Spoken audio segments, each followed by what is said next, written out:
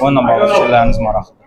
Oyunla bağlı bilirik ki, Neftçi komandasına qarşı oynayırıq. Neftçinin yəni çox güclü bir rəqibidir bizim üçün. Bacardığımız qədər müdafiə xəttindən oynayır.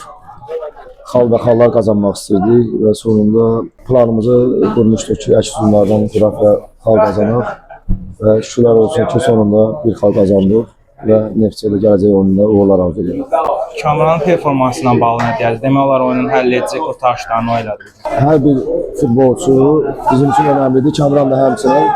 Kamran deyərdim ki, bu günlərin ən yaxşı oyunlarından birini oynadı və özünü bir daha sübut elədi ki, daha yaxşı ola bilər, gələcəkdə daha yaxşı ola bilər və hazırlaşıb o birisi oyunlarda da belə davam eləməyini arzulayıram ki, daha yaxşı olmasın. Növbəti oyun sizə Sabahla çox çətin bir maç verəcək. O maçda hazırlıq prosesi necə gələcək? Çempionatda asan rəqib yoxdur. Hamısı bir-birindən çətin rəqiblərdir və bu həftədə futbolçular istirahətdən sonra çalışır bu istirahətdən sonra yaxşı hazırlaşıb o birisi oyunlarda xal qazanmağa çalışacaqlar.